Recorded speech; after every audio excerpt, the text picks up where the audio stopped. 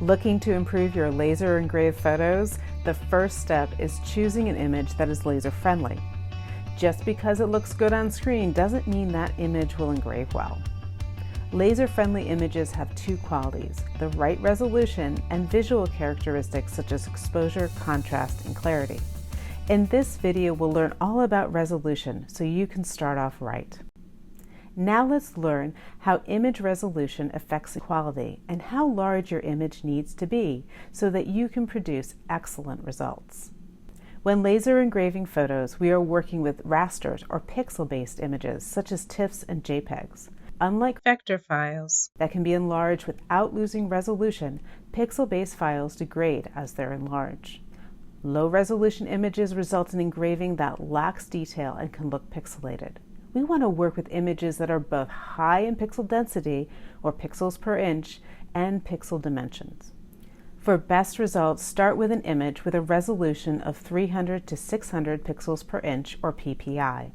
To achieve this, you will need to scan original artwork, use an SLR camera, or source professional quality photos from sites such as Adobe Stock or Shutterstock. If you're thinking, but Sarah, I don't have a fancy camera, hold on, I will talk about smartphone resolution in just a moment. The next important resolution to consider are the pixel dimensions, or the size of the image. Here is a chart that shows the relationship between the file and engraving size. For example, if you want to engrave an image at 8 inches by 10 inches and achieve the most detail possible, you want an image that is 2,400 by 3,000 pixels. You should still be able to get good results if you engrave it at 16 inches by 24, but the more you enlarge it, the poorer the engraving quality will be. Now, how does this compare to a smartphone that shoots at 72 ppi, a much lower resolution? First, make sure your camera is set at the highest quality and deselect any efficiency mode. Also consider taking photos in high dynamic range, or HDR. When the camera shoots in HDR, it takes multiple photos at different exposures and combines the best part of each exposure into one image. This helps avoid a common problem in laser engraving, the over or underexposure of highlights and shadows. Once you take the best quality photo that your smartphone is capable of, we need to do a little math to figure out how this 72 ppi image compares to a 300 ppi. But wait, if your brain just shut off by the mere mention of math, stay with me. I'm going to do the math for you. I have a simple chart to look at. Most smartphones in 2023 have a resolution of 12 megapixels, or MP. On this chart, we see that a 12 megapixel photo will engrave well at 8 inches by 12 inches and okay at 16 inches by 24. If your brain is starting to melt with all of these numbers, I'm with you.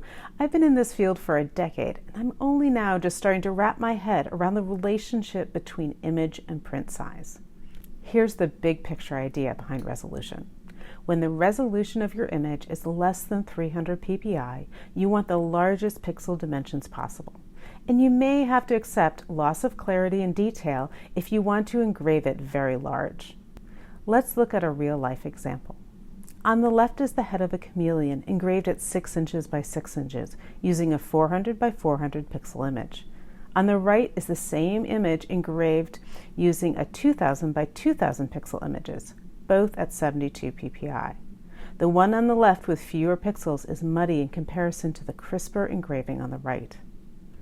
The second half of choosing the best image for photo engraving is the visual characteristics of the photo, such as exposure, contrast, value, and color. We'll cover this in the next video. Before you jump to the next video, post your #1 takeaway. What gets written gets remembered.